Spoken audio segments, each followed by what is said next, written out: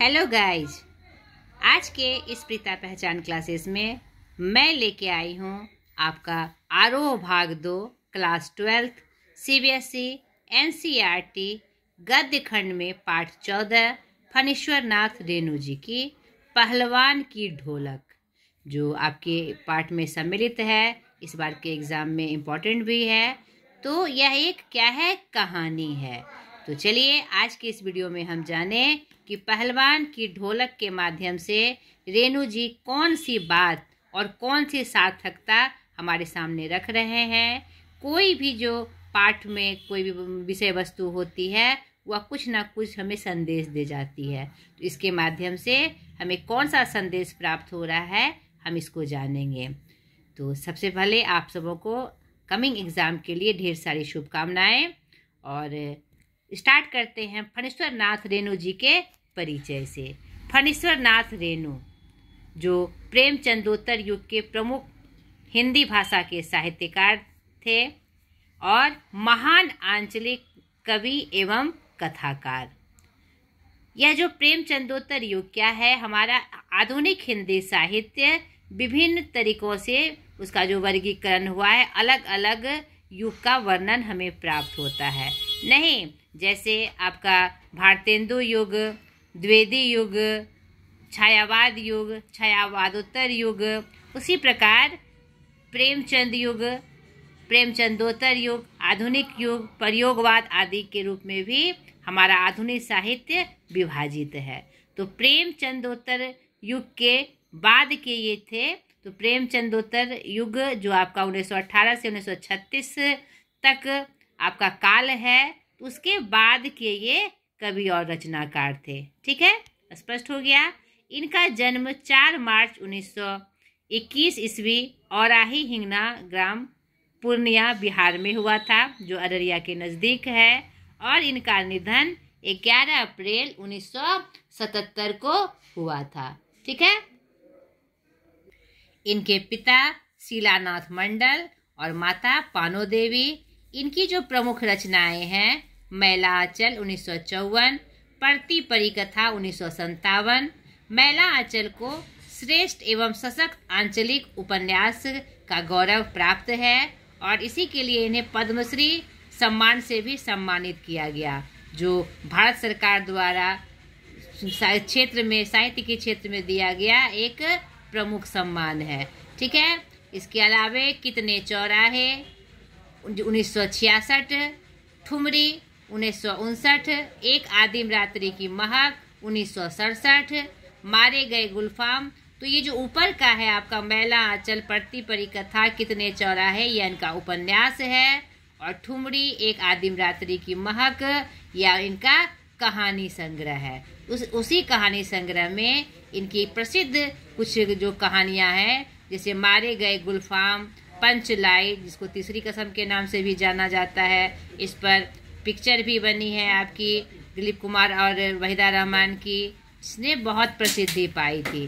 पंच light, ठेस, संवदिया, लाल पान की बेगम आदि, ये सब अंचल विशेष में लिखी हुई कहानियां हैं। इसीलिए इन्हें आंचलिक साहित्य का एक प्रसिद्ध लेखककार कहा जाता है। ठीक है। इन्हें 1970 में पद्मश्री से सम्मानित किया गया, मैंने आपको अभी बताया। ये उनका परिचय था जो कि आपको जानना चाहिए। पाठ में किस पाठ के कौन से कवि लेखक हैं उसकी जानकारी आपको होनी चाहिए और उसका साधारण परिचय आपको पता होना चाहिए। आपके एकेडमिक दृष्टि से भी, आपके परीक्षा में भी आता है और जानकारी के लिए भी। आपके पाठ्य पुस्तक में भी इनका परिचय दिया हुआ है विस्तार रूप से, आप इसे जरूर पढ़ लीजिएगा। और उनकी कुछ प्रमुख रचनाओं का वर्णन भी आपके पाठ्य पुस्तक में उपलब्ध है। ठीक है। तो इससे उनके जीवन के बारे में जो विशेष जानकारी है वो आपको प्राप्त हो जाएगी। तो अब चलिए उनका जो यह कहानी है पहलवान की ढोलक, वह किस संदर्भ में हमारे सामने प्रस्तुत होती है। पहलवान की ढोलक जो इनकी कहानी है, वह इनके जो फणीश्वर नाथ रेणु जी की जो कथा की शैली है, उसकी सारी विशेषताएं इस कहानी के माध्यम से आपको प्राप्त हो जाएगी। और यह अपनी लेखनी में अपने गांव, अंचल एवं संस्कृति को सजीव करने की जो अद्भुत क्षमता है वह भी इस कहानी से आपको प्राप्त हो जाएगी। उनकी हर एक कहानी में ऐसा लगता है मानो हर एक पात्र, जितने भी पात्र कहानी के होते हैं वह वास्तविक रूप से जीवंत हो उठते हैं। उनमें यह कला थी कि अपनी बातों को जब वो कहते थे और सीधे साधे बातों में कहते थे, अंचल विशेष गांव में जो क्या कहते हैं जो भाषा प्रयुक्त होती है, बोलचाल की भाषा, उनका वो प्रयोग करते थे। मुहावरा और लोकोक्ति का प्रयोग करते हुए अपनी बातों को एकदम आकर्षक शैली में वो रखा करते थे। यह इनकी खूबी थी।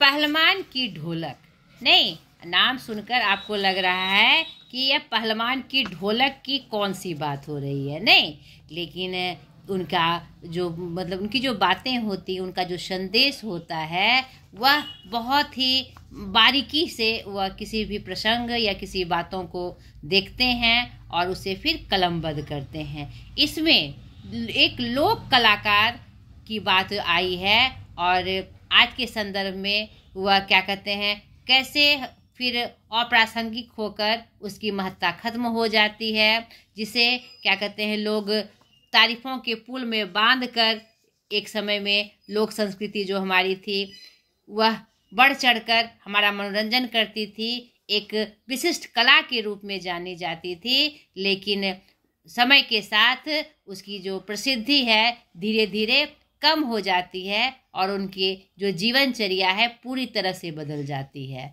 यहाँ पर हमारी लोक संस्कृति या लोक कलाकृति या कला का जो ह्रास हो रहा है हमारे समाज में, और लोक कलाकार की जीवनचर्या में जो परिवर्तन आ रहा है, जो पतन आया है, उसका वर्णन इस कहानी के माध्यम से आपको प्राप्त होगा। यहाँ पर पहलवान की ढोलक, ये रेणु जी के का ही शैली है कि वह ढोलक की थाप में भी गायन को प्रस्तुत करते हैं और उसका ढोलक से इसमें क्या कहते हैं जो सामंजस्य उन्होंने पहलवान के साथ बनाया है वह सिर्फ रेणु की कृतियों में देखा जा सकता है।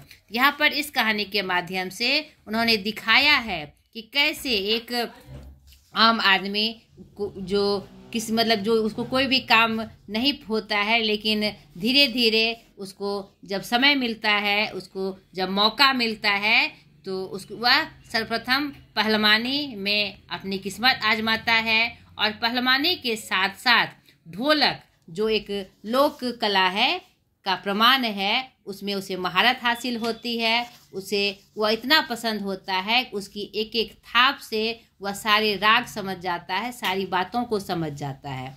तो इसी क्रम में कहानी आगे बढ़ती है कि कैसे उसे क्या कहते हैं एक व्यक्ति का संरक्षण प्राप्त होता है। उसी क्रम में उसे इतनी प्रसिद्धि प्राप्त हो जाती है कि वह हर जगह प्रसिद्ध हो जाता है और अपने ढोल बजाने के थाप से और अपने पहलवानी की कला से वह आगे बढ़ता है और सबका मतलब कि पसंदीदा कलाकार हो जाता है। और लट्ठन के माता पिता उसे अनाथ बनाकर, इसमें उस पहलवान का नाम लट्टन है और जिसके माता पिता 9 वर्ष की उम्र में ही उसे अनाथ बनाकर चले गए हैं। कहानी की शुरुआत होती है। एक बार जब इस घटनाक्रम में आप देखिएगा, सर्वप्रथम इस कहानी को जरूर पढ़ लीजिएगा ताकि इसकी विषय वस्तु और घटनाक्रम आपको स्पष्ट रूप से पता चल जाए। यह किसी भी पाठ को समझने के लिए बहुत आवश्यक है। सिर्फ ऊपर ऊपर से हमने सारांश जान लिया या वीडियो के माध्यम से उसके बारे में जानकारी प्राप्त कर ली तो यह हमारा अधूरा ज्ञान होता है। सर्वप्रथम आपको पाठ को एकदम अच्छे से पढ़ना चाहिए, ध्यानपूर्वक पढ़ना चाहिए ताकि उसकी विषय वस्तु और घटनाक्रम आपको अच्छे से पता चले। तो जब इसको पढ़ेंगे तो आप देखेंगे उनके बनाने के क्रम में वह एक बार दंगल देखने के लिए वह श्याम नगर मेला जाते हैं और कुछ वहाँ पर पहलवानों की कुश्ती हो रही होती है और उसमें एक व्यक्ति है जो उस कुश्ती का मतलब कि हीरो है, नहीं, और शेर के बच्चे के नाम से उसे संबोधन प्राप्त है जिसका असल नाम चांद सिंह था। वह अपने गुरु पहलवान बादल सिंह के साथ पंजाब से पहल श्यामनगर मेले में आया हुआ था। तो वह चैलेंज करता है, सबको हराकर वह चैलेंज करता है कि क्या शेर के बच्चे से लड़ने की ताकत किसी में है। तो इस चैलेंज को, चुनौती को ये स्वीकार कर लेते हैं और उसे परास्त कर देते हैं। इस कहानी में देखिएगा कि वह उसे परास्त कर देता है, जिससे इसकी ख्याति और बढ़ जाती है। और वो क्या कहते हैं, श्यामनगर के दंगल और शिकार प्रिय जो वहाँ के राजा थे, वृद्ध राजा थे, उसे दरबार में रख लेते हैं और हर तरह से उसकी भूरी भूरी प्रशंसा करते हुए उसे राज्य के लिए एकदम स्थित कर देते हैं, स्थापित कर देते हैं कि यह हर चीज़ में, हर जितने भी कार्यक्रम होंगे उसका वह अगुवाई करेगा। और उसे इसके लिए बहुत ज़्यादा प्रसिद्धि भी मिलती है। और लेकिन हर जगह वह कोई भी बात हो, कोई भी कार्यक्रम हो, वह उसमें सबसे पहले पहुंचता था और हर तरह से उसे, मतलब कि आर्थिक रूप से और क्या कहते हैं, नाम के रूप में भी उसे बहुत प्रसिद्धि प्राप्त होती थी। इस लोक कलाकार में ढोलक के धुन पर, यहाँ पर श्यामनगर में जो वो क्या कहते हैं दंगल हुआ था, तो वहाँ पर जो ढोलक की थाप बजती थी तो उससे वह बहुत आकर्षित होता है और ढोलक के हर एक थाप को वह समझ जाता है कि वह क्या संकेत दे रहा है। तो यहाँ पर एक लोक कलाकार का जो नज़र होती है, जो दम भेद करने वाली, यहाँ पर यह परिचय इससे प्राप्त होता है। वह ढोलक के हर आवाज़ में क्या संकेत है वह समझता है और धीरे धीरे और ढोलक के लिए वह महारत हासिल कर लेता है। और ये दोनों चीज़ें उसके जीवन में एक परिवर्तन लाती है, उसे प्रसिद्धि भी मिलती है, प्रशंसा भी मिलती है और संरक्षण भी मिलता है। लेकिन समय का चक्र, आप देखेंगे कि समय का चक्र घूमता है और बूढ़ा राजा के मृत्यु के बाद जब उसका बेटा गद्दी पर आता है तो समयानुसार वह उस लोक कलाकार और लोक कला दोनों को वह सम्मान नहीं दे पाता जो उसे मिलता आया था। उसे हटा दिया जाता है और क्या कहते हैं, और उसको यह साबित कर दिया जाता है कि अब इस सब चीज़ों की कोई आवश्यकता नहीं है। नहीं, यानी कि वह कलाकारी जो मनोरंजन का साधन हुआ करती थी, हर तरह से प्रसिद्धि दिलाया करती थी, सम्मान दिलाया करती थी, लेकिन एक नए नज़रिए के कारण उसे, उसका महत्व खत्म कर दिया जाता है, जो हमारी लोक संस्कृति का परिचायक भी था। इसी क्रम में एक लोक कलाकार का जो अपमान होता है और जो उससे जो उसकी कार्य प्रणाली की सारी चीज़ें उससे छीन ली जाती है, बड़ा ही मार्मिक प्रसंग इस कहानी में स्पष्ट होता है। तो अंत में वह एक गांव में वहाँ से राज दरबार से उसे हटा दिया जाता है और उस समय उसकी स्थिति इतनी खराब हो जाती है कि उसके पास ना पैसे बचते हैं और ना ही प्रसिद्धि।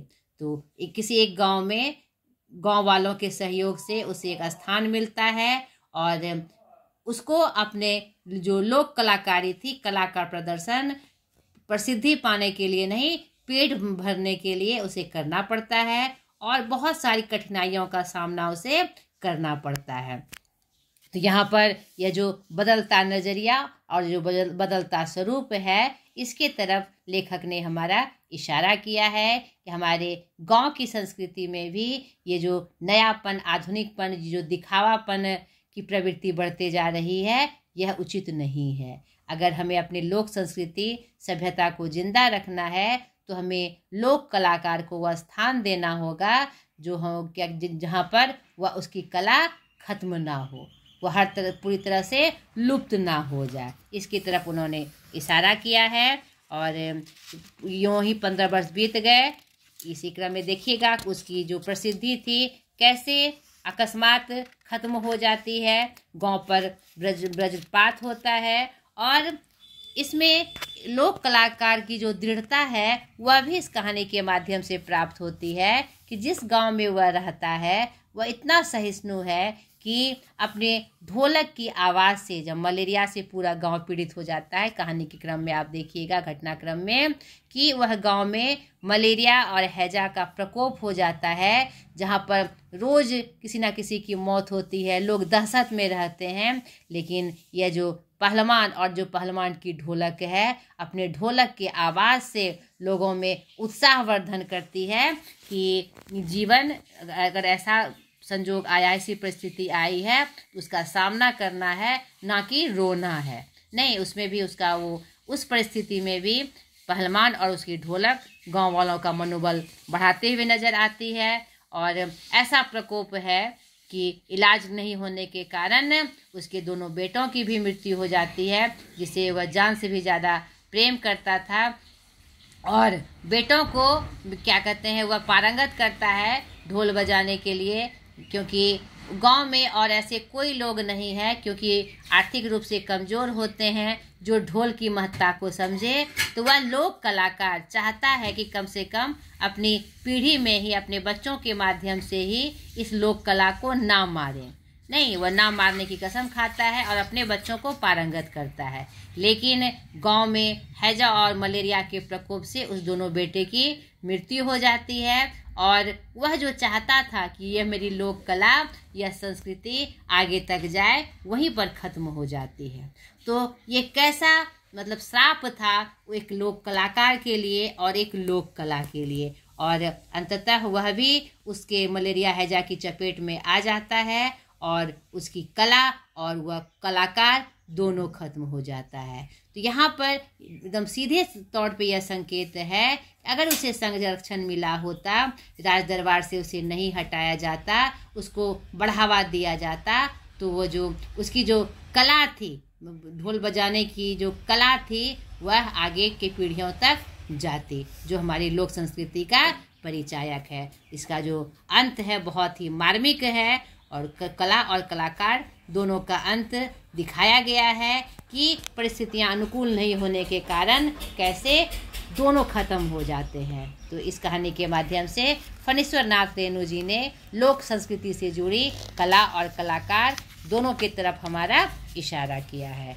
ठीक है, तो अब चलिए अभ्यास के माध्यम से हम देख लें कि और इस कौन सी विषय वस्तु या किस तरह का समागम इसमें किया गया है। कुश्ती के समय ढोल की आवाज़ और लट्टन के दांव पेच में क्या तालमेल था। पाठ के आए ध्वन्यात्मक शब्द और ढोल की आवाज़ आपके मन में कैसी ध्वनि पैदा करते हैं, उन्हें शब्द दीजिए। तो यहाँ पर जब आप प्रसंग को पढ़ेंगे, इस कहानी को पढ़ेंगे, तो आप देखिएगा कि कुश्ती के समय, श्यामनगर के मेले में कुश्ती के समय ढोल की आवाज़ और लट्ठन के दाव पेच में बहुत तालमेल था, क्योंकि उसकी ढोल की आवाज़ से उसके अंदर एक प्रेरणा आती थी, और उसे लगता था कि ढोल की आवाज़ उसे संकेत दे रही है कि कैसे दाव पेच लगाने हैं, सामने वाले को परास्त करने के लिए या उसके ट्रिक को समझने के लिए, उसकी बातों को समझने के लिए क्या ध्यान देना है। तो उसे लगता था कि ढोलक अपने आवाज़ से संकेत दे रही है कि कौन सा दाव लगाना है, कौन सा पेंच लगाना है, सामने वाले को परास्त करने के लिए और खुद को जीतने के लिए। यहाँ पर जो ध्वन्यात्मक शब्द है ढोल की आवाज़ के, वह मन में एक उत्साह का वर्धन हमारे अंदर करती है, एक जोश पैदा करती है, जैसा कि उस पहलवान के मन में किया गया था। ये ढोल के शब्द एक आशा की किरण जगाते हुए नजर आते हैं। कहानी के किस किस मोड़ पर लट्ठन के जीवन में क्या क्या परिवर्तन आया, तो आप जब कहानी को पढ़ेंगे तो देखिएगा कि कहानी के पहले मोड़ पर शुरुआत में उसके माता पिता की जब मृत्यु हो गई तो जो अनाथ हो जाता है, तो एक अनाथ का जीवन किस कष्ट में होता है, किस मुश्किल में होता है, वह परिस्थिति उसके जीवन में आई। फिर उसे जब संरक्षण प्राप्त हुआ एक व्यक्ति का, तो उसके जीवन में वो क्या कहते हैं आगे बढ़ने की और एक स्थान पाने का परिवर्तन आया, उसका जीवन सुचारू रूप से चलने लगा, एक अच्छा जीवन वह बिताने लगा, और एक मार्ग भी प्रशस्त हुआ कि वह जीवन कैसे जिया जाए। उसने क्या कहते हैं उसके बाद जब वह मेले में गया कुश्ती लड़ने के बाद, उसका जीवन पूरी तरह से बदल गया। क्या कहते हैं राजा का संरक्षण प्राप्त होने के बाद वह चरम सीमा तक अपने जीवन को उन्होंने सुखपूर्वक जिया, लेकिन फिर नियति ने ऐसी करवट बदली कि राजा की मृत्यु के बाद युवराज के आने पर फिर से उसकी जो स्थिति हुई बहुत ही मार्मिक और कठिनता से भरी हुई आई। तो हम इस प्रकार देखते हैं कि कहानी के 3-4 मोड़ पर उसके जीवन में बहुत सारे परिवर्तन आए। लट्ठन पहलवान ने ऐसा क्यों कहा होगा कि मेरा गुरु कोई पहलवान नहीं, यही ढोल है। कि लट्ठन पहलवान ने ऐसा इसलिए कहा क्योंकि आप कहानी में देखेंगे कि उसका वास्तव में कोई गुरु नहीं था। नहीं, कोई पहलवान गुरु नहीं था जिसने उसे पहलवानी सिखाई थी। वह ढोल की आवाज़ से, उसके संकेत से वह पहलवानी के गुण सीखता था। उसे लगता था कि ढोल से की जो आवाज़ निकलती है वो उसे संकेत देती है कि पहलवानी के क्या दावपेच या क्या गुण है, उसे उससे प्राप्त होता था। इसलिए वह, क्योंकि ढोल के में से उसे इतना प्रेम था, इतना आकर्षण था, तो उसे ऐसा प्रतीत होता कि ये पहलवानी की सारी जो पेंच है उसे ढोल के माध्यम से ही पता चलती है। और श्यामनगर के जो मेले में ढोल की आवाज़ की थाप के संकेत से ही वह अपने सामने वाले प्रतियोगी था उसको परास्त कर पाया था। इसीलिए वह उसे गुरु ढोल को मानता था। गांव में महामारी फैलने और अपने बेटों के देहांत के बावजूद लट्ठन पहलवान ढोलक क्यों बजाता रहा? यहाँ ये लोक कलाकारी के कला के प्रति जो समर्पण है उसका भाव इसमें प्रकट होता है कि उसे ढोल बजाने से इतना प्रेम था, इतना एक कलाकार के लिए अपने कला का प्रदर्शन करना मुख्य था कि उसके महामारी फैलने और उनके बेटों के देहांत होने के बाद भी वह ढोल बजाना नहीं छोड़ता है, क्योंकि उसे उत्साह मिलता है, जीवन जीने की प्रेरणा मिलती है। और यही एक माध्यम था जिससे वह क्या कहते हैं आर्थिक रूप से भी मजबूत होता था, पैसे कमाता था, क्योंकि वही ढोल है जो उसे क्या कहते जीवनचर्या के लिए पैसे उपलब्ध कराता था और उसे पहचान दिलाता था, उसे प्रसिद्धि उसी से मिली थी, इसका वह सम्मान करता था। ढोलक की आवाज़ का पूरे गांव पर क्या असर होता था? ढोलक की आवाज़ से उस दहशत भरे महामारी में भी पूरे गांव में जोश भर जाता था और जीने की जो आस थी वह जग जाती थी। इसीलिए क्या कहते हैं पहलवान अपनी ढोलक की आवाज़ से पूरे गांव में एक क्या कहते हैं प्रेरणा के रूप में या उत्साह के रूप में वह बजाता फिरता था और पूरे गांव को उस भयंकर परिस्थिति में, विपरीत परिस्थिति में जीने का उत्साहवर्धन करता था। महामारी फैलने के बाद गांव में सूर्योदय और सूर्यास्त के दृश्य में क्या अंतर होता था? यहाँ कहानी के माध्यम से देखिएगा। महामारी फैलने के बाद गांव में सूर्योदय के समय रोने कलपने की आवाज़ होती थी और हर तरह हाहाकार मचता था, और सूर्यास्त के समय एकदम शांति व्याप्त हो जाती थी। सब अपने घर में दुबक जाते थे, डर से, अपने परिवार की चिंता में, अपने बच्चों की चिंता में, हर तरफ दहशत का माहौल रहता था और शांत होकर वो अपने घर में प्रवेश कर जाते थे।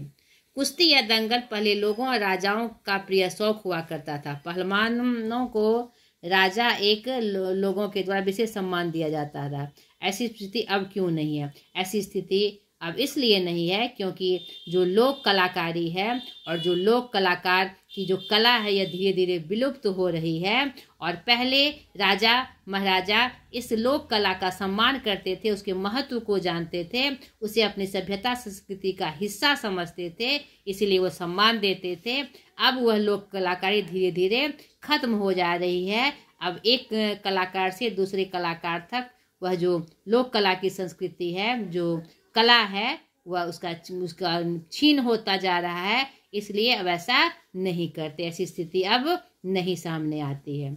इसकी वजह से अब किन खिलौने ली? अब इसकी जगह नए नए आधुनिक खिलौने ले ली है। कुश्ती को फिर से प्रिय खेल बनाने के लिए क्या क्या कार्य किए जा सकते हैं? कुश्ती हमारे भारतीय सभ्यता संस्कृति का एक प्रमुख खेल है और क्या कहते एक कला है। कुश्ती भी क्या है? कुश्ती खेलना एक कला है। तो इस खेल को फिर से प्रिय बनाने के लिए बच्चों में इसके प्रति आकर्षण पैदा करना होगा और स्कूलों में या अलग जगहों में या खेल संस्थान के माध्यम से अगर इसे बढ़ावा दिया जाए कि बच्चों में इसके आकर्षण के लिए, तो फिर यह जो कुश्ती का खेल है, जो हमारी सभ्यता संस्कृति का प्रतीक है, इसे फिर से सफलता मिल सकती है। 8वां है, आकाश से टूटकर यदि कोई भावुक तारा पृथ्वी पर जाना भी चाहता हो तो उसकी ज्योति और शक्ति रास्ते में ही शेष हो जाती थी। अन्य तारे उसकी भावुकता अथवा असफलता पर खिलखिलाकर हंस पड़ते थे। प्रस्तुत पंक्ति हमारे पाठ्य पुस्तक पहलवान की ढोलक से ली गई है, जिसके रचनाकार फणीश्वर नाथ रेणु जी हैं। प्रस्तुत कहानी के माध्यम से लोक कलाकार और लोक कला की चर्चा इस कहानी में की गई है। कैसे संरक्षण मिलने पर वह जागृत होकर प्रसिद्धि पाता है और कैसे समय के साथ परिस्थिति बदलने पर, नजरिया बदलने पर उसकी जो स्थिति होती है दयनीय हो जाती है, मार्मिक हो जाती है। उसी क्रम में यह पंक्ति आई है कि जिससे जब वह कलाकार को राज दरबार से निकाल दिया जाता है और गांव के एक कोने में जब उसे शरण मिलता है तो संजोगवश कहिए या दुर्भाग्यवश कहिए, उसी समय गांव में जो महामारी फैलती है हैजा और मलेरिया की, तो उस समय जो गांव की स्थिति थी बहुत ही मार्मिक रूप में हम प्रस्तुत होती थी। तो उसी में यह दिखाया गया है कि अगर उस गांव की ऐसी स्थिति थी, कोई उपाय नहीं था उससे उबरने के लिए। अगर कोई आशा की एक किरण आती भी थी तो वह भी टूटती हुई नजर आती थी। आशा की किरण में जैसे पहलवान की ढोलक गांव के लोगों में उत्साहवर्धन किया करती थी, लेकिन वह भी मतलब कि पर्याप्त मात्रा में वह उत्साह नहीं थी, क्योंकि स्थिति बहुत ही दयनीय हो गई थी। उसी क्रम में यह पंक्ति आई है कि आकाश से टूटकर यदि कोई भावुक तारा पृथ्वी पर जाना चाहता हो तो उसकी ज्योति और शक्ति रास्ते में ही शेष हो जाती थी। जो उत्साह बढ़ाया जाता था, लेकिन वह पर्याप्त नहीं था ताकि गांव में जीने की लालसा को लोग जगा सके। ठीक है। पाठ में अनेक स्थलों पर प्रकृति का मानवीकरण किया गया है। पाठ में ऐसे अंश चुनिए और उनका आशय स्पष्ट करिए। तो यहाँ पर आप देखिए मानवीकरण क्या होता है, यानी प्राकृतिक जो चीज़ें हैं उसका मानव के जो क्रियाकलाप करता है, दौड़ना, उछलना, खेलना, हंसना, उन क्रियाकलापों से जोड़ना। इसमें बहुत सारी ऐसी पंक्ति आई है, उससे चुनकर आप इसका उत्तर पूरा कर सकते हैं। तो ये आपका अभ्यास भी यहीं पर ख़त्म हुआ। तो आशा करती हूँ ये आपके लिए सहायक हुआ होगा। तो आज के इस वीडियो में इस पाठ के लिए इतना ही। अगले वीडियो में फिर एक नए पाठ के साथ मैं हाजिर हो जाऊँगी। आज तक के लिए इतना ही। बाय।